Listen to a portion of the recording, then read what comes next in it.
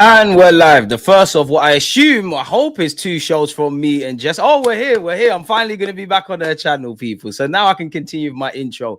Obviously, she's part of the furniture on my platform as I used to be on hers, but we'll go again. You know what the show is already. Smash the like button. Jess, how you doing, man? We got a lot to discuss. I'm good. Can you hear me? Yeah, you're good, man. You're good. Okay. We have a lot to discuss. What's even going on? Well, the first thing I want to say is I want to apologize to you about a certain American left back, Anton Robertson. Like, you was right. He's lit. He's wavy. Don't smile yet because it's cut. Wait, hold on. What? No, I apologize. This is how annoying I am. Fair enough. But I do have a caveat to throw into that. I'm only apologizing because he was actually born in Milton Keynes and he was in Everton's academy till 11. So he's not really American. That's why I apologize to him. So we're both kind of still right, man. You just can't let me have anything. No, suffering the LT is insufferable, man. You know how much shit I had to put up with? It might have even been this time last year when Kivio is putting in good performances week in, week out. Not just you. There's a couple of content creators that were onto me. Gooner, you know, were all onto me. I was dying. I was fighting for my life, man. Oh my gosh. First of all, having an agenda against Kivior is low. It wasn't even an agenda. He was just shit. Like, unfortunately, it's not an agenda. I like him. He's a Polish international. Yeah, no, I hear that. I hear that for sure. I get it. Would you take Anthony Robinson or you're like done with that? I'm having Robertson. Robertson is more than welcome to sign for Arsenal. Are you crazy? Like, we've got too many left backs. I'm having Robertson. I think he'd be a shoe-in for Robertson would be a shoe-in for Robertson. Tongue twisted there at Liverpool. I'm having him. I think a left back's the least of our worries, but I'm still having him. I want to speak about Odegaard though, man. Like, let's talk about the Leicester game, but firstly, let's speak about Odegaard. What did you make of Odegaard's performance, and what did you make of Leicester in general? I thought in the first half he struggled for sure. I thought not even like struggled really. I think he just wasn't influencing the game the way that we need him to. And I know I had to like put my phone down because he scooped the ball up one time, you know, and it went out. And the whole timeline was like, this is why you shit. Da, da, da. And I was like, it's going to be one of those days. But the second half, he really like got going. I thought he played a big role in both goals and also helped create multiple chances, whether we scored or not. You know, it was what it was. But I thought his performance was like a stark difference in the second half than it was in the first half. That being said, this fan base can be a little dishonest. And I felt like because they were getting on him in the first half, they were unwilling to be like, had to double down on it. Yeah, they had to double down on it. And make no mistake about it, Odegaard has had a poor season by his standards. But the constant conversations around what his role is in this team, the erasure of past great performances and good seasons, this is our player of the season twice over. You know, so the fact that there's so many people that are willing to just throw him in the trash for no reason is just like wild to me. Anybody that can walk, that plays that position is better than him. And I'm just like, you guys do realize that the only players that are better than Odegaard are like the top 1% of midfielders. Like, and I'm saying that with chest. Like, you're not going to bring in the Morgan Rogers or players like that, and they're going to be like infinitely better than him. You know, there Gibbs White, these guys. He's just not the flavor of the month, and you want him to be something different. If you, I mean, I want to get your opinion on he needs to play deeper thing, you know, because that's like the whole thing. He needs to play deeper and somebody else needs to be more creative. But I still feel like people don't acknowledge the fact that he does 2 roles now instead of 1. When Xhaka was here, he just had to create. He wasn't doing all the dropping deep in and receiving it off the goalkeeper. There are times where he's receiving the ball off of Raya. There are times where he goes deep. Happened against Leicester. Yeah, exactly. He wasn't doing that 2 years ago. Now he has to help us with build-up because obviously our left center mid is like really far up. So he's doing a lot of the buildup. He's doing all the off the ball stuff. He's leading the press. I know people don't want to hear that stuff. And he's the main focus for our creativity. That's a lot of work for one person. And for me, I can't unsee it. I don't know if it'll ever change. I don't think it will, but his role has changed. And so his influence on the creativity has changed. And it's not my favorite thing. I prefer him just to do one thing. But yeah, I guess maybe I'm just an Odegaard apologist. I don't know. But like literally, people were, oh, well, Wirtz would do this and this. Wirtz is a great player, but I watched him miss a sitter against Bayern, and I didn't hear shit. I didn't hear anybody that was, oh, he'll be so much better than Odegaard. Silence. Everybody else is better than what we have until you actually really watch them. Some of our players are just at the cusp. The only players that are really better than them are the top 1%. Get that? Who's the top 1%? Because I know what you're referring to, but if somebody's following and they don't know who you're referring to, like, so Odegaard's here, the top 1%'s there, like, who would that be? The top 1% are like the Bellinghams, like the midfielders that are playing for Real Madrid right now. Like, you know what I mean? Valverde's, these guys, you know, that they're like the best of the best, top, Pedri, these guys. Like, and I'm not saying that Odegaard is like, could never get there, but there's obviously a gap between him and them, in my opinion.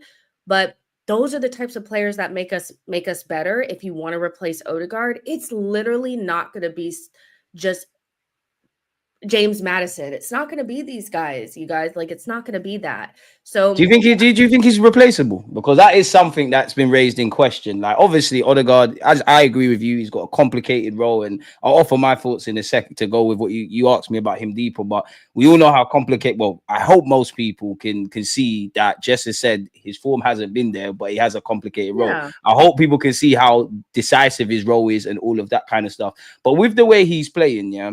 Is he still in the same bracket? I know for Mikel Arteta, but is he in the same bracket as obviously Gabriel, Saliba, Bukayo Saka? Is he still in that kind of bracket for you? And is he I know you just said the 1%, but in theory, is his form showing that he could be replaceable? Because we are talking about we'd like a 10 or some sort of assistance in that role for him.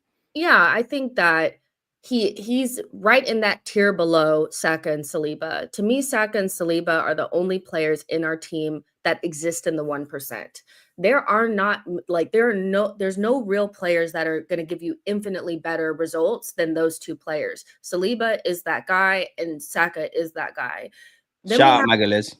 Yeah, Gabriel he's a weird one because he's definitely in that group, but he's just a part of the furniture. So it's kind of like, I just don't talk about him as much, but Gabriel is up there too. Then you have like the Rices and the Odegaards. They're like right below those players that could potentially replace them, but are we going to be able to get those players? And make no mistake, if Ethan showed a level better than Odegaard, I would sit Odegaard on the bench. I am not that type of person that's like, I like Odegaard so much that I would never replace him.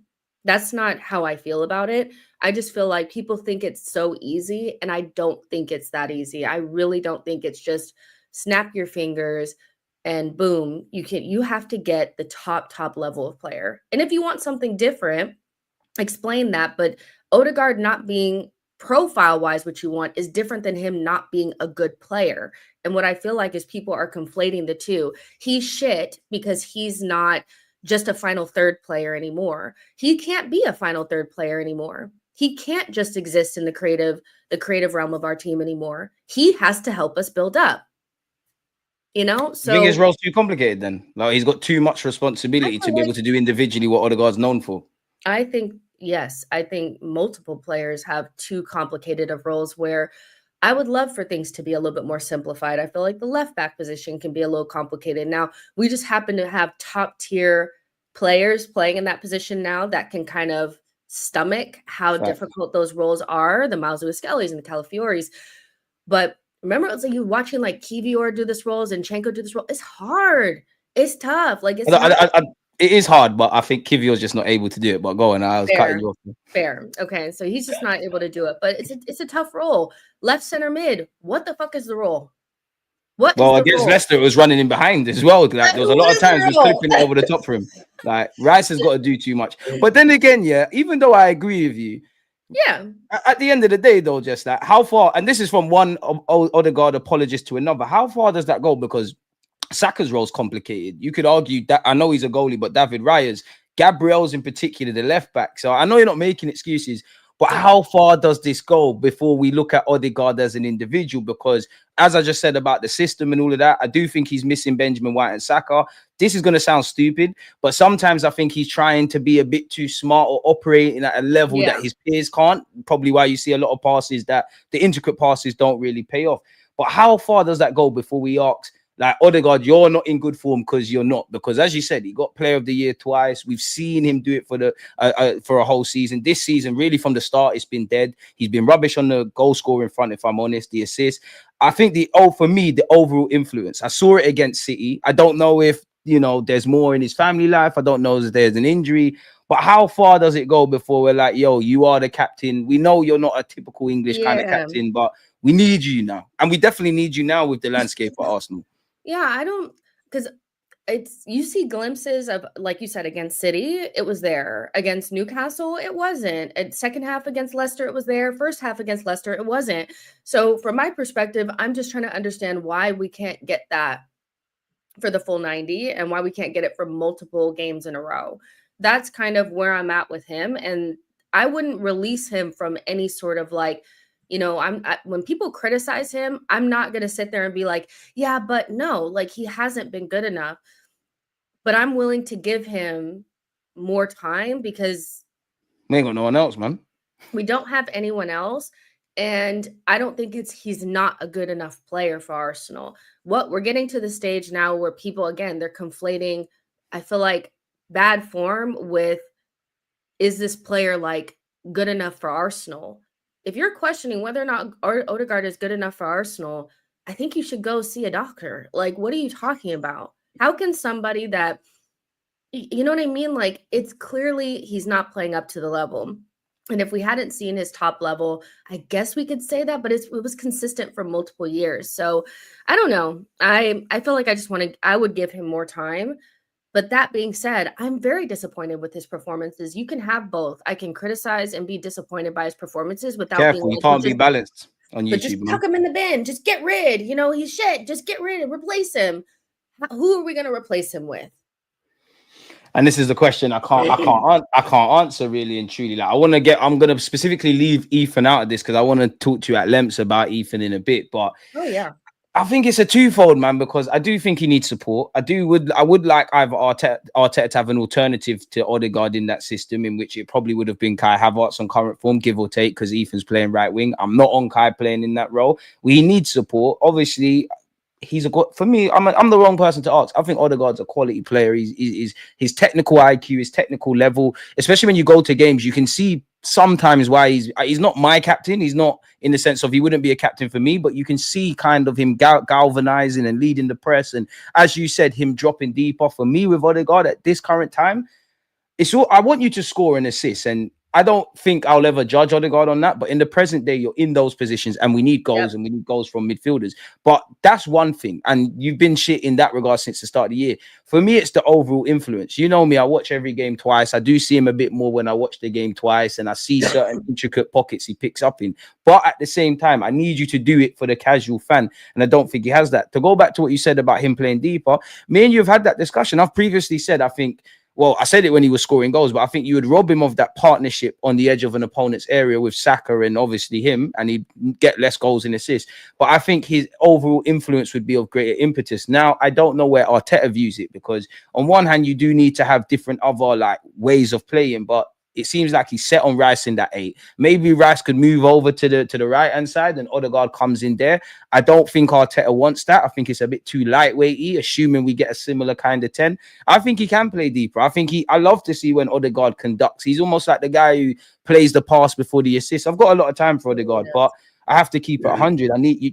You've got the ability to do a bit more. I must admit, it is bordering on the Mesut Ozil kind of. You're kind of half on it, half not on it on occasion. And this is why and then, you know what? You're right, yeah, because a lot of fans in my chat, and I see certain names, couple of weeks, maybe a couple of weeks is an exaggeration, but a couple of months ago, I was saying, unfortunately, for me, Martin Odegaard is nowhere near Ozil. And people saying, what do you mean Ozil wasn't doing this and wasn't doing that? And we did this. And now they're kind of changing things. I do think we're getting back into that realm. And I don't get it twisted.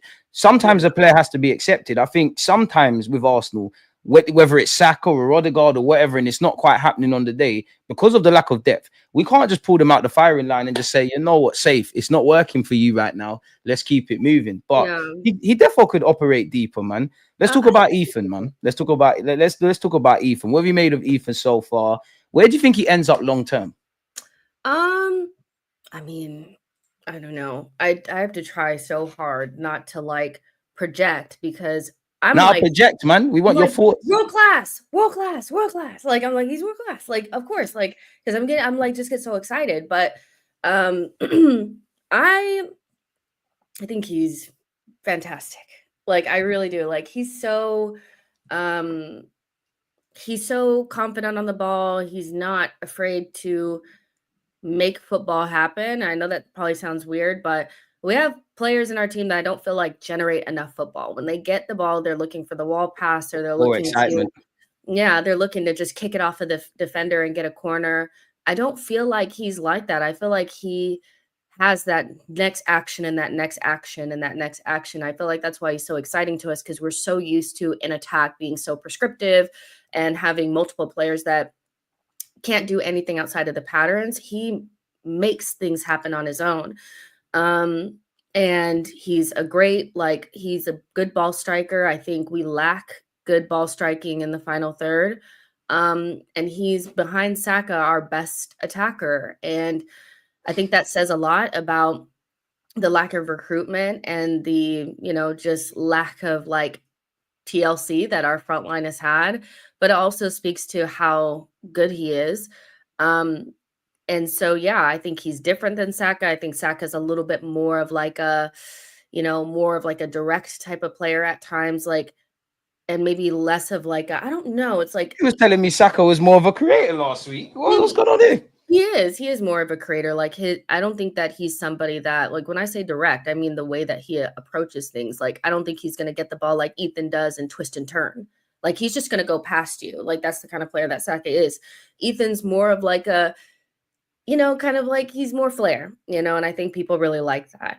And I do too. I think that long term, I think he's a midfielder long term, like a 10. Like, I think that's where he usually plays. I just think he has to get up to the physicality and things like that. And a lot we've had in the past, like as Arsenal fans, I don't know why we have selective amnesia. We've had like 4 10s playing at once under Arsene. We know that we'll have 10s playing on the wing. This is not. We cry about squad depth, and we're doing that thing where this one's got to leave because that one's not playing and this and that. Fair enough, man. It's not like a new thing. Like, that we're seeing a number 10 playing on the wing. He just has like enough of that like physicality, like in terms of like being able to like burst past people where it works. Unlike, sometimes you have number 10s on the wing and they don't have any power and pace. He has those things. So facts. I think he's a number 10 that can play anywhere. He could play left center mid, right center mid, left wing, right wing. He could probably play it's almost like a Phil Foden kind of thing. I don't want to compare him to Foden because I don't like comparing him to Foden because Foden is trash like right now. Yeah, I mean, Ethan. I'm sure if Ethan's mum got into problems, Ethan would have something to say. Unlike Phil Foden, and I've seen when it actually matters, Ethan's carrying this team on its back. And what a great! You touched on a few things there. I feel his shot is inevitable. It's almost like Saka when he's on that left foot. It's devilish. I think it was Bolton in the cup, Girona in the cup. Obviously, City. He got an assist against Leicester. He's having a standout season, and I don't think he'll win it. But I think between him and Lewis Skelly, who had a fantastic bit of defending against Leicester, we as Arsenal fans need to push the PFA, young player, and all of that kind of stuff. Now with Ethan, it's a twofold because in the Mikel Arteta system, you need to be able to play in a couple of roles, which he can, and I just think that's the modern day. I think for Ethan, minutes are currency. It's just about learning and playing and getting experience, and it's nice to see his confidence. I do think, like you, he's a 10. I think you made a good point in that physically he's going to have to learn to, to get to grips with it. A bit of it's due to puberty. Obviously, the angles you receive the ball, it's a lot more congested in the middle of the park. He'd have to get with that. Some of his goals in the cup actually suggest he'll be all right. I know Mikel Arteta has spoken about him playing up front, and, he's playing right wing now, and I think he could play a 10, and I think maybe by the time he's 22, 23, a bit more experience, could do a thing deeper, but it'd be interesting to see where he ends up. I do want to ask you a question. Well, in fact, last point I would say is, I do think fans are right in that how long before it kind of gets coached out by Arteta. But I want to ask you this, year. Exactly, it's mad. I want to ask you this though, yeah. Obviously, we've spoken about where Ethan can play. He's doing quite well at right wing, right? Let's just assume he stays as a right winger. He cuts the mustard. That's him. What goes on between him and Saka? Because some people say he's more talented than Saka. His ceiling's more higher. Can they coexist? If we just assume his thing is right wing. Are you guys not tired of this? You guys do this every time. We are the most disingenuous and ridiculous fan base. We cry about not having depth. And then as soon as somebody looks decent, we're like, well, we got to move somebody out. We got to do this. Ethan's role at the moment, and I think in the near future, is a player at Arsenal that plays in the forward positions. What is the problem? Like, I don't understand why he needs to take somebody's position and he needs to do this and that. He's just made our recruitment problem this summer a lot easier, because now we don't have to get anybody for right wing. And we're kind of like the problem that Fabio didn't really solve, he solved. We've needed that player that kind of covers Odegaard's position as well as Saka's position, but is on a level where if they played there, it doesn't feel like, oh my gosh, this player is like not good enough. He solved that. We don't have to see Kai in right center mid anymore. We don't have to see Martinelli come over and play on the right anymore. He solved a lot of problems, and it's just not anything that, like, we don't have to like make it a thing. Like, oh, the conversations that were happening yesterday, we have to have an uncomfortable conversation about where Ethan is going to fit in. Shut up. No, you don't. No, the manager's been crying about a bigger squad as well. Like we need a squad, but that's Arsenal. That's Arsenal fans for you. Now, I'm a bit different in that, just like if they are saying that, I know when everybody's fit, I can forgive the ignorance. But if you're seeing us in this current climate with the injuries and all the things we've got, and you're saying the things that just have come out with, ignorance is bliss, is what I would say. I want to ask you something, because you said it there, yeah, about we might not buy a right winger. Did you think we needed a right winger more than a left winger? And if Ethan can cover there, like, should that really disrupt our plans? Surely we need a wide man regardless of Ethan. Of course, we have to get a winger that can play on both sides, because we literally have nothing if Saka goes down. And we saw that we had nothing when Saka went down, and neither Trossard or Martinelli are a suitable option on the right-hand side. Right wing, like, this is like, there was a period last season, and this is why I don't take a lot of people serious, because I remember this period where Saka his performances weren't that great, and his new contract had just got announced, and people were saying that he needed to earn that new contract. And as soon as he signed it, his performances dipped and all this kind of stuff. It's like he's getting the GA. I remember these conversations because I was doing shows on it, and I thought you guys sounded ridiculous. I know how you guys do, So Saka, and they were, Saka needs competition. That's where the Saka needs competition conversation came in. Saka needs competition way less than we need to get a starting left wing. And there's already murmurs, and we can get into that. I know people are, we shouldn't even be thinking about this. Our reality is that we're Arsenal Football Club. We're not going to get multiple wingers. We're not. You're either going to get a right wing or you're going to get a left wing. We need a starting left wing way more than Saka needs competition. That was like the dumbest thing that I heard, by the way. And maybe they can fill in on the right if that is the in case, man. Yeah. I do wonder though how we're going to do it though, because if we get a left winger, you've obviously got Ethan. We said it earlier, people want a 10, and we were linked with that Nepan brother. So I wonder how it is, but it's depth. But you're bang on the money. Like, we're not going to get two wingers. I do think Ethan somewhat changed their thoughts. I'll be interested to see if we get a winger and a striker. Like, we have to. I really don't know. Must. We have to, but me and you were saying that in January. We're saying that in the summer. I'm sure if we go back long enough, we're probably saying that last season. We might even be saying that at the end of this season. Yeah. I think, no matter what, we need to bring in two new faces for the front line that start. and it's not right wing. It's striker and left wing. Those two positions, those two players, no matter who's playing there, just doesn't cut the mustard. And that's not to shade the people that play there. It's just the tea. That's just what it Reality, is. man. Yeah, exactly. So we need to fill those two positions. And I think Ethan is just a really good player that's going to be like the amount of times that people, look at the options that Liverpool has. Look at the options that City has. We're the only club that gets one good player or two good players and then starts pitting them against each other and has like this infighting. Ethan is a young player that will go through peaks and troughs as well. Like, we have to be realistic. Yeah, you're forgetting Everton at home. Oh, Ethan's not ready. Yeah, He's not exactly. ready. No blame. So why would we like all this Saka conversation is just because he can't play right now. As soon as Saka gets back, in the driving seat and he's playing at right wing, all this stuff will look stupid. Remember, Ethan came off the bench against City as well. So at this moment in time, he's a good player. It's his spot to lose. He's doing his thing really and truly. Absolutely. I have to ask though, like, obviously with him being younger, with him probably being a bit more aesthetically pleasing, like who's got the higher ceiling then? I hate higher ceiling fucking conversations. I know, it's nice to ask someone else that rather than be asked it on YouTube. He's got the X factor and all that. We don't buy superstars, we make them and whatnot. We don't buy strikers, we make them. We'll get onto that. I don't know. I don't like this question. Punch your head, man, or your dogs are gonna die. Like, who's got a higher ceiling? Poor old Beckham's gonna be 6 foot under if you don't answer, man.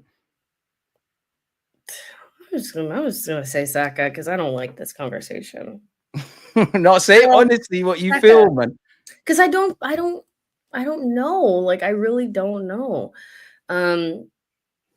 Because I was looking at a comp of Saka the other day and from this season, and I thought that's the best winger in the world, so it's like, I'm just going to have to say Saka. I've seen more of Saka to know what his level could potentially be.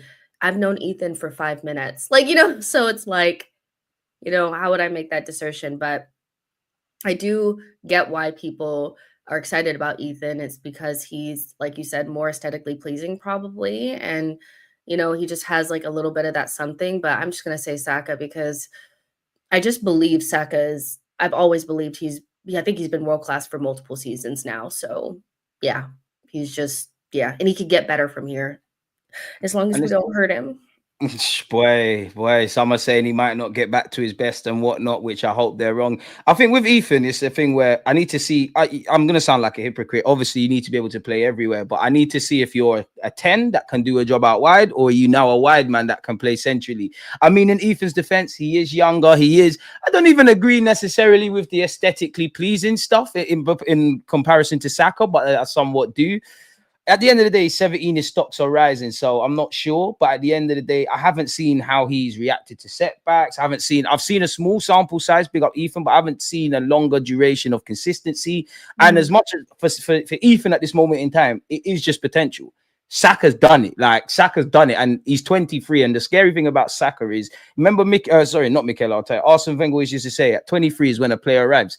Saka's arrived now, essentially. So I'm gonna say Saka at this moment in time, but I want to be wrong. I want to have two world-class players. You want to see the young Max Dolman, Lewis Skelly, all of these guys do what they want to do. Yeah, I have to ask you. I'm probably gonna take the smile off your face, man. Let me actually find Tab. Please give me a second. Don't forget to smash the like button. Since we're talking about versatile players and all of these kind of things, yeah, we've talked about the goodness. Mr. Raheem Sterling, you're about to see the best of me. I'm yet to see it. What did you make of him in the Leicester game? Can't stay on side. Oh my goodness. Silence. I didn't think that this is what we were going to talk about. Because I try to forget that this guy plays for us when the game is done and when he gets off the pitch. He's just was the wrong signing. And I get that some people, wanted to feel like this was going to be okay. But surely this can't be super surprising. I just think the Chelsea cast off that has the low confidence just doesn't work for us. And we've done it multiple times and it just doesn't work. He is just a shadow of himself. He's tackling himself and falling to the ground. It's giving the ick. It's very, very hard to watch. Like, it really is. And I get that he's, kind of like a legend from the Premier League, like kind of like this guy that has been really consistent at multiple clubs. But He's washed, and it's, Edu, when I find you, like, I can't believe that this is the option that we ended up with after chasing Nico Williams for the whole summer. He's just, it's at the end of that summer window, it was like, this is better than nothing. But at this stage, it's kind of like, is it? Is it better than nothing? Because I would not be surprised if he did not score a goal from now until the end of the season. Nah, less said that. The only game he's not going to score is going to be Chelsea. You heard it here first. He's bagging at Anfield. He's bagging at what other big games we got? Someone help me. He's bagging at Anfield. Fuck it, he's bagging at Nottingham Forest. He's scoring in the knockout stages of the Champions League. All I've got is blind optimism. Unfortunately, Raheem Sterling, I know some Arsenal fans just sat here and said, oh, Mikel Arteta's worked with him before. When you look at Kai Havertz, Sterling, Rashford, the players that are down on their luck, people are like, Arteta can get a tune out of them. Reality is, and kind of what Jess is alluding to there, was a relationship of convenience. Whatever we tried to do in the summer, we found ourselves scrambling on deadline day. They had the talk of something is better than nothing. Chelsea were talking our language and how they wanted to tailor the deal. Mikel Arteta knows him as a player, knows he's not a disruptive figure. To be fair, he does have a point to prove. He is Premier League proven and yada, yada, yada. In hindsight, you've only really just replaced Reece Nelson. Now, I will say it is difficult to show your best when you haven't had an ideal run of game time and all of that. But if life was fair, we'd all have a lot less. If everybody was fit and all the minutes were distributed fairly to all the players, like simply put, all the attackers got fair minutes, we wouldn't be where we are in the table. Now, at this moment in time, nothing is ideal. We're asking Merino to do a job up front. Whatever you say about that man, and I know he got a brace, he's not a forward. The club is reliant on two 17-year-olds in Lewis Skelly and Nwaneri. It's not fair on them. Trossard's probably played a lot more than he would have probably imagined. It's not ideal for Sterling, but at the same time, you've got to make it happen. And bro, you're in your 30s, you're Premier League proven, you've played in high pressure environments. Your CV speaks for itself. I need to see a bit more. I don't think you were terrible against Leicester, apart from being offside about 4 times, but it's uninspiring. You're scratching your head of anything Sterling's done. And I know football isn't as basic as this, but you came off the pitch, things got tweaked, we scored. Ethan was affecting the game from minute 0 to 90, hitting the post and got the assist. Trossard wasn't bad, but he wasn't amazing. The manager said, you know what? Trossard might not be having the best of the days. I know if he gets one opportunity, he's going to make it happen. You saw the assist. And obviously, Moreno, it is what it is. I'd like to think Sterling gets in some good form, but it's dark. Like, I do think he's declined because he's been playing since 16, 17. What do you make of him physically? Because some people in my chat, like, obviously I've looked at Sterling, but it's never dawned on me. And some people kept saying in my chat, he looks like he's falling off physically. He looks a bit more tubbier. And I can't lie, ever since they said that, I think it holds weight. You think it holds weight? Yeah. Yeah, I think definitely when he first came in, I was like, you need to run. You're looking a little round, and he just doesn't look up to it. Like, he just looks very different from the rest of our players. He's not like, him and Trossard are both older guys, 30s, and Trossard does not look like you. He does look like he's fallen off physically. And Sterling, without that speed and without that, too much curry goat, man.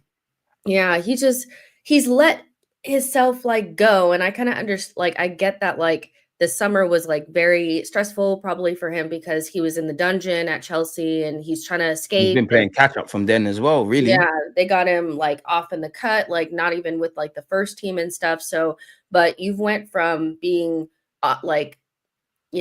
shunned away at Chelsea in the basement to thrust into having to be an important part, or at least a member of like a team that's fighting for the title, and he's not up to it. And it's not even just from a physical standpoint. Mentally, he looks like a player that's bereft of any sort of confidence. And to add a confidence, like a player that's lacking confidence, to a group that already has a lot of an emotional wrecks in it up front, was very, very like you put that so nicely. But you're speaking for Jesus, emotional wreck. Kai, they're emotional brothers, man. You never know what's going to happen with him. Saka is the only one that you can really rely upon that is going to be confident, and even maybe if he's not, he's going to perform. You added Sterling to that; it's a net negative, So it's like, yeah, man. Like, it is what it is. Like I said, as long as you don't kick the ball in the back of our own net, I'm kind of like fine, because my expectation of him was already low, and it's way lower now. It's way lower. So you reckon he can't, maybe one goal against West Ham kickstarts a little purple patch? Or is it no favour at all? It's giving Willian. It's giving Willian. It's giving, I'm just not here with y'all, Has he been worse than Willian for you? You took too long, 100% he is. I can't lie, 100%. I think so. At least Willian got like 3 assists or something like that against Fulham. I haven't seen anything from Sterling really that if you left tomorrow, don't know. Well, Willian had I think I'm too good to be here, and I half expected Chelsea to give me the contract. Raheem Sterling has like the opposite. I feel like he feels like an imposter at Arsenal. You know what I mean? Like he gives very much like, I just don't know if I'm up to it, and that's completely different, So either way, the transfer policy going forward should be no more Chelsea cast-offs. The only way that we deal with them is if we're taking their best player. Other than that, we should. We're going back there to shop, man. At some point, we're going back there to shop, man. Like I said, it was a relationship of convenience. And I think you made a good point in that he was in the dungeon. So on top of Raheem Sterling being finished and all of the negatives we can say, like you already started the Premier League on a back foot, then rightly so, you're not starting, you're not really impacting.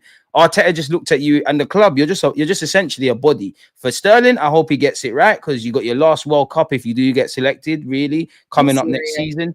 It's dark for him, man. Would you take Firmino? There's some rumors that his contract might get ruined in Saudi. Like, would you take him? I'm having him. I can't. I'm desperate. Yeah, might as well. Well. It's dark. It's so dark. Might as well. It's horrible where we're at. And even that, let's get into the striking options. Yeah, obviously. What did you make of Mikel Merino up front? Do you think we should do that until the end of the season? Yeah, I mean, if we can't. Yeah, of course. I think he did it. You know what he did? He just did the basic big man things right. And that's all that's required at this stage. We just need to be able to find him on crosses, and he just needs to make the right decisions. And I think he did that. I think he just has like that ability to sniff out danger and arrive at the right time, which has basically been the way that he scored goals for us, like little jammy, like word, little tussle in the box. Like I remember he scored like that before with a header against like Liverpool or whatever he did, so that's his bag and that's fine. Is it like really sad that we've gotten to this place? Yes. But of course, I feel like that's the better option. At least until it doesn't work, just stick with that. So this is your first choice up, like what we've got 13 games in the league, 2 at a very minimum in the champ. So for these 15 games, are you starting Merino up front at this moment in time? And then we're playing it back, we're winging it until it don't work. Yeah, just until somebody else is available. That's what I would go with.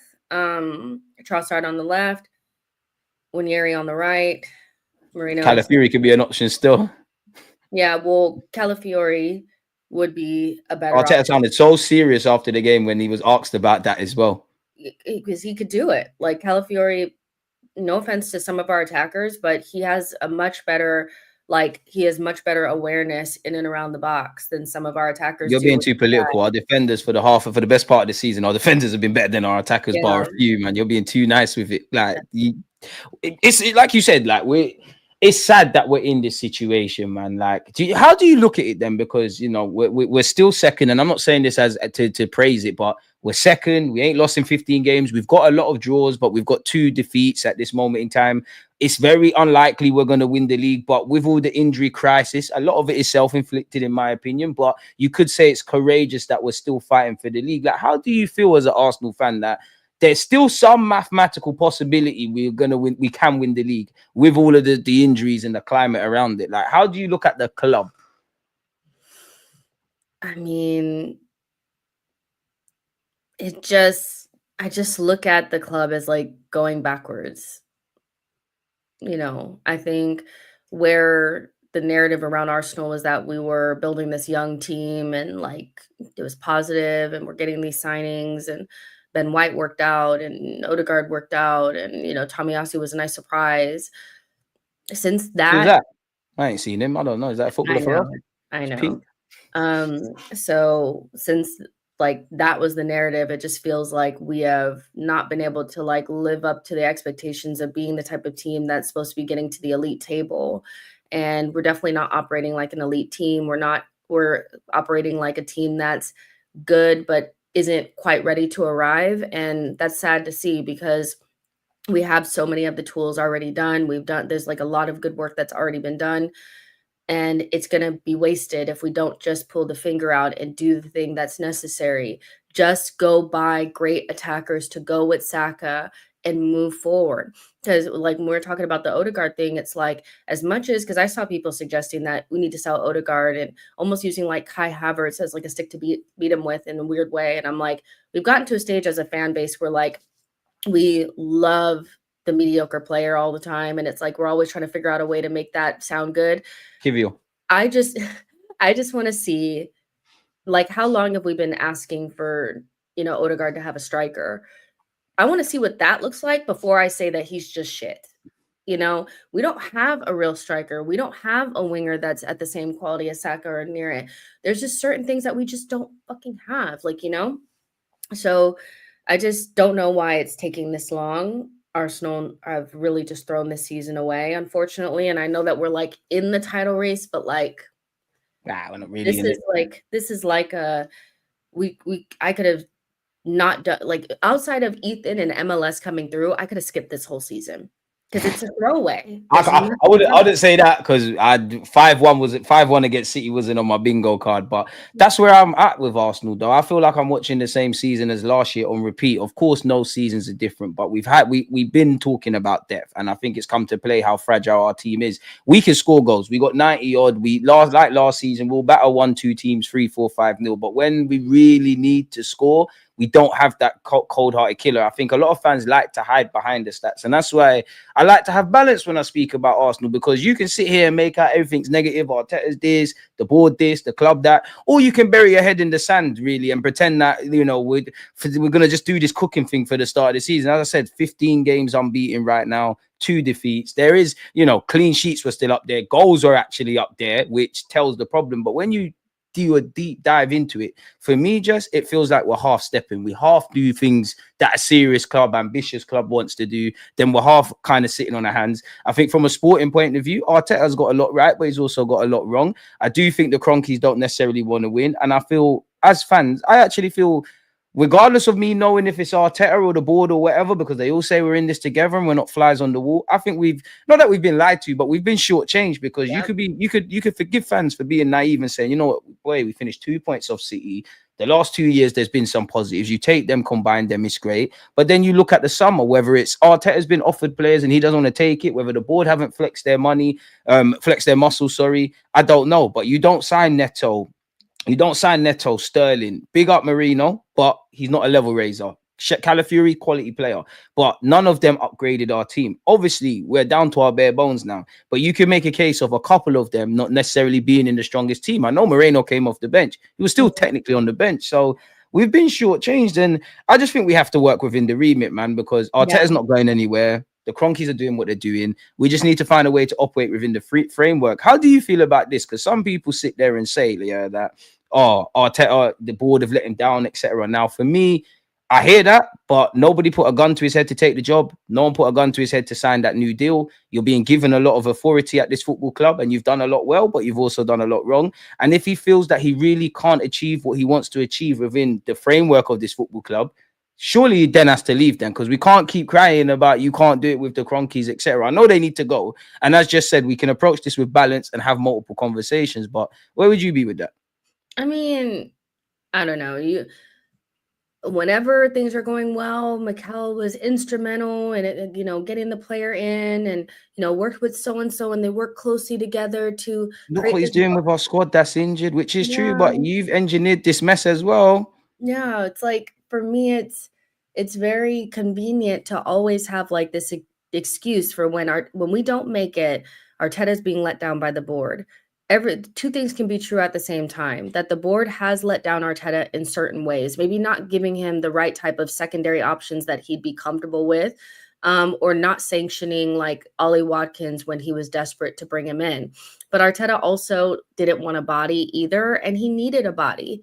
He needed to bring in somebody, regardless if he was going to get the perfect player. And so everybody has worked together to create the shit sandwich that we're in. And he's not infallible. He's not this guy that's just working so hard. And yes, he has done well with what he has to keep us in around the title race. But it wasn't too long before this when we were complaining about the style of play and how his inability to let things go and, consistently bringing in Party to play right back and things like that. We were having those conversations around the Fulham game.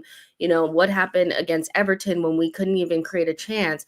Now that we're creating more chances and, it's just now it's, oh, but he's doing a great job. It's not just one thing ever, but he definitely is culpable. He has lots of power. He's strong-armed and invincible out of the boardroom. That's how much power that he has. Edu had less of a say than Mikel. And now there's no sporting director, so naturally his growth is going to whatever. And we all know we need to sign so many players, renew new contracts, and obviously sign a sporting director, which the whole ethos from the club is wrong. And that's where I'm at with Arteta, because I would say I can talk about the Cronkies, but rightly so. And I think you're bang on with all the criticisms, but they can sit there and say, DG, do you know what? At the end of the day, we've allowed him to break his the club transfer record. As good as Rice is on the 6, so that we back him. Left backs galore, centre backs galore, ripping up contracts. We've got people to offer him certain players, and he doesn't want them. So he's not fully blameless, really. And it's for me, if we just look at Arteta, there's a minimal, but a lot that he has to rest to get us to the next level. I personally feel where my hand is, this is winning the Premier League and all the stuff we want as Arsenal fans, right? This is where we're at. We're so close. We're flirting with it. But you see this jump, it's like this. There's so much we have to do. And it's like we're not doing it. And we all know the Cronkies are comfortable with top 4. They don't give a monkey. So we're going to have to allow Arteta, rightly or wrongly, because he signed a new deal, to kind of learn from his mistakes if he is. I'm not really a fan of this whole courageous, we've had injuries and we're still winning. All of it is self-inflicted. Of course, if Smith Rowe wanted to leave, which I think was the case, cool, he wanted to leave. Fabio Vieira, the right thing was to loan him, but we're not being proactive enough. We entered this season with the same level of numbers, bearing in mind, and to be fair to Arteta, he has cried at numerous points last year about our small squad. So it's like, in spite of the Cronkies, Arteta is going to have to find a way to do it or move on, really. Like, it's as simple as that. Like, we're going to have to find that solution. There's quotes from Mikel saying that he's never seen an ownership like this before, and he's capping best in the business and all that kind of stuff. It's like he knows what the job is for him. He likes, I think, it's a two-way street. He'll work with the Cronkies because the Cronkies it's a low pressure situation. He gets a lot of leeway, a lot of time, and a lot of resources with a lot less pressure than he would anywhere else. The pay for that he has to give back to the Cronkies is never making them the problem, and always just dealing with what you got, keeping your head down and not getting in the press and saying that they're not doing enough. The relationship goes hand in hand. Arteta is known for being a kiss ass. That's what he was known for at Arsenal. He used to kiss ass to Arsene all the time. It's well documented, guys. I'm not just saying this to be mean or anything. He knows how to play the game. Arteta is a good politician. Yeah, he's good at it. He knows how to use his words. He knows how to sell things. He knows what to say at the right times. That relationship works really well for a club that is kind of ambitious, but not ambitious enough. Is gonna, it's half stepping together. I'm really worried about the sporting director situation, though. It's really just like that Jason Ito is all up and through there. They're yucking to get together, excited about, and I'm just like, if they hire him, give him a chance, man. Give him a chance, man. Ethan and Saka Kate were homegrown. Arteta was a novice. Who knows? Jason Ito might be the guy, man. Like, give him a chance. Give him a chance. He's been impressing. He's impressed me in January, man. He's done so good, so good. Unique qualities. Give him a chance, Jess. Listen, he's gonna have to work his way. Like, how you start off at a deficit. He's going to start off at like negative 100 and have to work his way to 0. Like, there's just no way I'm going to have, I will have an agenda. Right. But would it be his fault if you've got an agenda, though? Because I hear you. You're right. Banter aside, you're right. Yeah. But obviously he's been working with Edu, so he's not exactly inexperienced. But they've put this man there that don't have the tools. So in the same way with Arteta, he's going to have to get it right and get it wrong and see what he can do. Is that really his fault? Arteta is basically going to be the sporting director, and Jason Ito is going to get him what he wants. Like, that is the relationship. Hopefully it's a lobby, man. Arteta just needs somebody that's going to get him the players that he wants. That's all. He needs that, not somebody that's going to create friction. Arteta said it. We need somebody who's going to cooperate. He said that I'm going to have a huge say in the sporting director, and we need somebody to cooperate. He is basically Jason Ito coming in, means Arteta is the sporting director, and he's going to be saying, I want my next project or whatever the fuck I want, and you're going to get it done. I think he showed me bravery, man, because, you know, if it's true that Arteta was prepared to go for Ollie Watkins, we do have to keep the powder dry until the summer, man. I think Jason Ito has showed a lot of courage so far. I believe in you, Jason Ito. Sign me, bring me as well. I want to get money to do nothing, please. Listen, but he's getting the biggest pay rise, so it's within his best interest and the interest of whatever he's doing in his life to just go along with the get along. So, you know, he's going to be getting a fat check and a good, you know, he's going to get a promotion. So, and then the Athletic are going to come out with courageous pieces. We know how it gets. It's all smoke and mirrors. Fucking crazy. They're going to use them. They're going to use them words. We know how this works. It's all smoke and mirrors, man. Completely off topic before we continue, yeah. But bear me, my gunner. Apologies, has said. Do you think the ineffectiveness of Merino is partially attributed to the unpredictability of his movement and tired legs of opponents? Therefore, he may be better as a sub than a starter. Where are you at with that?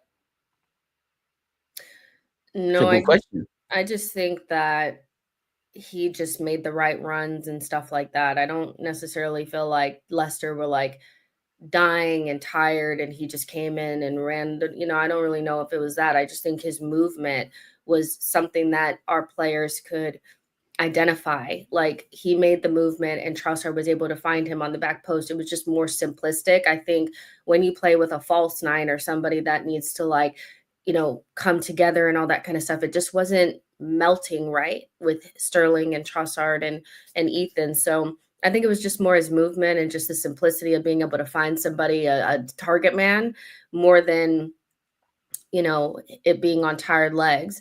Now, if you're suggesting to start Sterling in our next match, there's not a scenario that you can convince me that would make him the right option to start. I think. But could you argue it should be? Because everything Arteta did, you know, Sterling ran them, made them tired. Merino came on as a super sub. You know, we won the game. Some people say, you know, when you win a game, play the same team. Could you argue that that would be the best solution, in which would mean Raheem starts and obviously Mikel double M off the bench?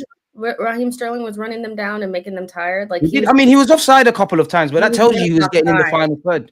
What I saw was some serious unique qualities, man, like the body positionings, his body shape. He was talking a lot with Ethan. He might not have got the goals and assists, and I'm not saying he did well enough, but genuinely, Sterling shows me a lot of courage. There's so many reasons for him to be down on his luck, and I haven't seen him feel sorry for himself. I genuinely saw a lot of unique qualities. You're trolling. Shut up. Stop this. You've been trolling for the last 5 minutes. No, I believe in Jason Ito, man. I'm trying to get the like, this is ridiculous. But yeah, you got to start the guy that scored the goals. And unfortunately, you know, unless you want to show faith in Sterling, because you know at some point you'll need to use him, I could see that and maybe Arteta doing that. But we need goals, and Leicester away is not that difficult of an opponent for a supposed title contending team. It's going to get tougher from here. I feel like the only other relegation side that we'll be playing is Ipswich, you know. So have we played them yet? Ipswich away. We ain't done Ipswich away yet. We done them at home. Lewis Skelly was fighting Calvin Phillips and that. We got to go away to their place. Okay, yeah. Because I was like, why do we play Ipswich? But yeah, that's it. And then from there, we're going to be playing decent sides again, you know. So he's bagging against Liverpool. You heard it here, folks, man. You heard it here, man. But I think you're right about Merino, man. It's an interesting one because I think if people care, yeah, go and you don't have to watch the whole Chelsea game at Stamford Bridge, but I don't know what minute would be, but zoom forward and find where Merino came on against Chelsea, and he was making those kind of runs. I do think there's some logic with tired legs, but I think, as Jess said, I think it's more of a case of he's not a striker, but he was clearly told how he needs to operate, and he did well. He obviously fantastic finish, which I don't think Kai Havertz would have scored. He's obviously good in the air, and I think obviously it didn't result in a goal yet. But do you remember? I think the second shot Ethan took with his right peg and it hit the post. It was a fantastic effort. his hold-up play led to that. So, I mean, there's every logic with Mikel Merino starting in it, and I think he should. But if it doesn't work and then we bring on Sterling, whether I rate him or not, which clearly I don't, I might be looking at it differently. I honestly believe, Jess, none of these are long-term options. You just have to play it by ear. I think there might be time for maybe not necessarily Sterling, but one of the more false 90 guys, Merino. Arteta's going to have to use the lenders at some point to some capacity. It's not sustainable for these amount of games, all of these players to get 90 minutes. The ones that were on the bench. The Nathan, I know, yeah, the ones he clearly don't rate, but he has to use them. He like 13, 14, 15 games left. They're not all going to play 90 minutes. And this is me assuming that our Champions League campaign would end as soon as those 2 games play. He's going to have to. They're going to, like, you've got no option. Need to get a little more creative. I feel like Tierney at left wing even change the system at this stage. That's another thing. Zinchenko is sitting around collecting dust. Maybe he can play in the 10 for a couple minutes. Our players might be back though. Man, who? Our players might be back soon.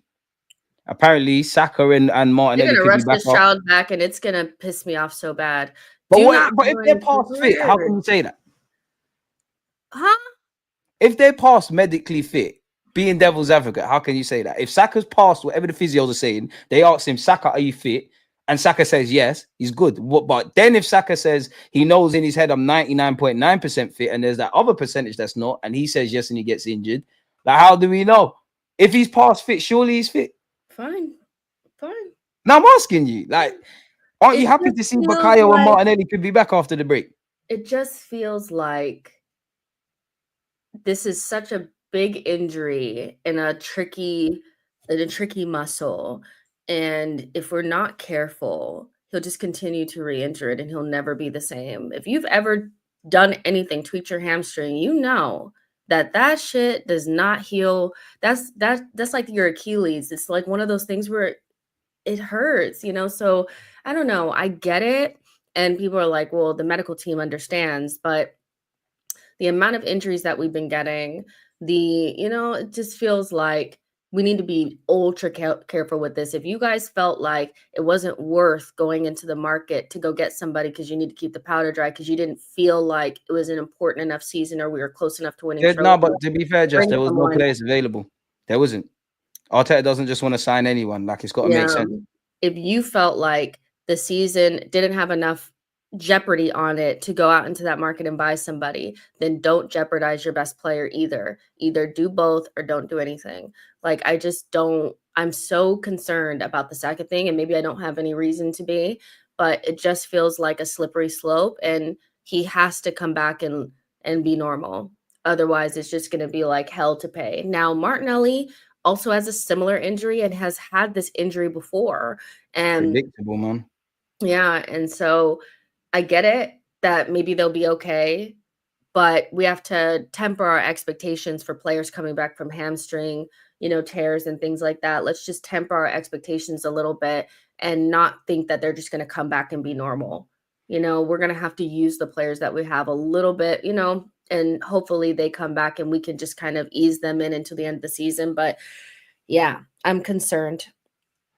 I don't think I'm surprised, man, because we've been knowing about the size of the squad. We've been knowing about Saka, Martinelli, and Kai Havertz as he's been at Arsenal, in particular, the amount of minutes they play. Even I've been saying about Saka, Martinelli, Benjamin White forever. Havertz, we were all saying it against Wolves. We ran them into the ground, didn't it? And like 3 of them injuries are hamstring pulls. We've probably been owed that. Where you look at, to a degree, you could say Ben White, but more the Sakas, the Rices, the Martinellis, these guys that have been going off to their countries and playing games and playing at tournaments and playing a shitload amount of Arsenal games. It was always going to happen. Now, I agree with you in that I don't want Saka rushed back. I don't think we see him until April. Even when Saka comes back, I'd imagine it's a 10 minutes here, it's a 20 minutes here, and this, that, and the third. I think as much as I will always criticize Arsenal for rushing people back, I look at Saliba when he got that injury in 2022-23. There's been a couple of times we have taken our time. I expect to see Martinelli back. I'll be amazed if Saka is back when they're here. And I'm not dissing John Cross, but I don't know if you're the more credible guy, because this is easy to get clicks here. I want to quickly rush through some stuff because I know we're heading to your platform. Liverpool, top of the league. Can we do it? Is it impossible or improbable? It's improbable. It's not impossible. It's still mathematically possible, but it's very unlikely that they will drop that amount of points, and we will also be able to keep our nerve. You know who we are. I don't have to remind you. You've been around long enough. We're just not that team under pressure. And yeah, so we're just kind of in and around it. I know the Premier League also have to pretend like we're still in it because otherwise there's nothing to really talk about. But yeah, my main thing is I'm loving that the teams that are chasing top four are continuously dropping points, because that means that we don't get dragged into a top four race. So that's kind of where I'm at with that. Facts, man. I don't think we're winning the league. I'm at the point it's just vibes now. Like, Yeah, for sure. what we've been talking about so far, what we all know as Arsenal fans, it's just vibes. Go out and prove me wrong. Go out and make this the most romantic movie possible. Unfortunately, I keep saying this. If you haven't watched Cool Runnings, Coach Carter, Mighty Ducks, go and watch that. That's what we are. Unfortunately, what do you make of us getting fined in relation to the match against Wolves? Apparently, we had improper conduct. I just feel like they just had to try to get us at some stage. I don't think that went the way that they wanted it to. The media spin, the fact that it went to an independent body and it got rescinded. They want to protect their people as much as possible, and they don't like us, and it's very obvious. So they had to get us in some way. The fact that they spelled Miles Lewis Skelly wrong in their official statement and things like that, like you ain't swear down. You know, yeah, my friend was telling me that. Is it a color thing? In their official. Yeah, is it underbelly? Like that's exactly what she said. She was like, "Is it underbelly?" Like, nah, that's the role. Because I mean, spelling his name wrong in the official statement is really giving like mind games. No one, like, you know. So I'm just glad it's all over in terms of that. That was a very long 2-week period from the red card all the way to Miles Lewis Skelly's celebration against City. I'm tired of hearing them try to tear down an 18-year-old. I'm done. So yeah, it's an Arsenal thing. It's the fact that he's obviously, you can see his color, and I do think I've said it to you before, and you said it as well. I think us Arsenal fans, a lot of our fan base, unfortunately, they are victims. They're always like, a thing will happen in a Manchester derby. Oh, but against Arsenal in 1967, that happened against us. I do think we do that, but at the same time, they're calling us crazy when evidently they're doing mad things, like the Liverpool's Curtis Jones, what he was getting into. Obviously, you saw Everton celebrations. I don't really care about celebration police, but it's the inconsistencies. Kaz, one love for the raid, my guy. Hey, man, like Kaz, big up, never a foul. Make sure you subscribe to them. What do you make of, and the final thing before we get out of here, yeah, we've been linked with, well, two things actually. We've been linked with Hugo Ekitike of Frankfurt, man. He's got 29 goal contributions, 21 goals and 8 assists. You having him? Is he the next one? I want to talk about this on my show, but yeah, we're gonna talk about at length over. Well, we can talk about the same things. Calm down, like I'm asking you for your thoughts. You're gonna ask me for my thoughts. Yeah, come on, man. Don't be like that. I even said sorry for Robertson as well. You can't give us your thoughts on Donny. I feel like I'd prefer Sesko still, but why? I want something that's not like anything we have had before. When's the last time you had before like him? I just, I think people like Ekitike because he reminds them of Isak. And I'm like, we're so obsessed with this guy. Get me a proper 9 and let's go. Like, I don't need somebody that's giving me the aesthetically pleasing. I want somebody that hits through the ball. That's a real bagsman. I want those types of things. He's not a bagsman. He is a bagsman, but it's like, yeah, we'll see. We'll see. I like him, but he's completely different than Sesko. And I think I prefer the Sesko profile because I think that's just what we need. I don't, but listen, if you want bargain Dollar Tree version of Isak, fair enough. That's damn that. I don't think he's even going to be a bargain. Like, Frankfurt are going to ask for some serious paper. My last thing for you then, before we cut to your platform then, yeah, obviously Google Translate's not helping me, but apparently the Isak asking price has been dropped to 100 million euros. Do you buy it? Are you on it? Where are you at? I mean, I don't know. I think that they're not going to sell to us for anything favorable for us to get him. He may be available to Chelsea for 100 million euros. He might be available to Liverpool, but not to us. they hate us. Like they were not gonna, but I don't even know if I think Arsenal have the ability to get that deal done, to put the amount forward. Because even when in Newcastle want to sell, they're not going to do 20 payments. They're going to want a lot up front. So they will have been chasing this guy long enough to understand that Newcastle, even if it were plausible, are not going to make it easy for us. And I just wonder how we're going to operate in this window, knowing that even Sesko's price has gone up. Because I don't know if you've seen that report, but Leipzig want a lot more than that 55 million that they initially predictable. wanted. Like you've got an appreciating asset. The striker market's dead. You've got Arsenal, Chelsea, and Man United allegedly looking at him. It's basic economics. So I really hope that when I hear that we've been doing the groundwork for Zubimendi, the groundwork for Garcia, the groundwork for Sesko, I really hope, because I'm going to say this.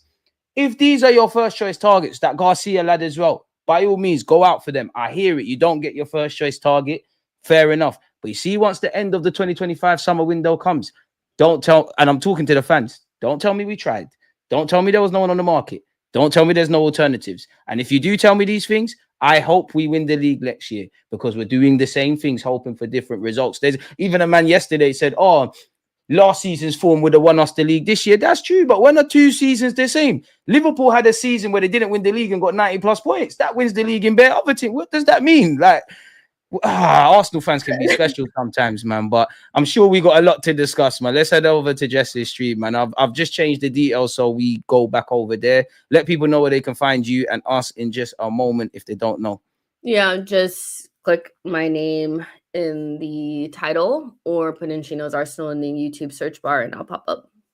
So yeah, we're going over there. Anything we didn't cover, I'm sorry, people, but I'm sure she's got her own topics, and I'm sure you can We're grilling them, guys. Come on over. She'll go and cover them for you lot, man. So yeah, man, smash the like button, subscribe. Big up all of you lot for tuning in. As you know, it's typically on Thursdays. Granted, the last 2 weeks we've been a bit. It's been it's been. I was just about to say it's been me. It's been me. Fair enough. Like I take responsibility. I should be the captain, man. You're moving like Willian and them, man, and Bellerin. I'm taking responsibility, but yeah, we're going over there now, folks, man. In a bit.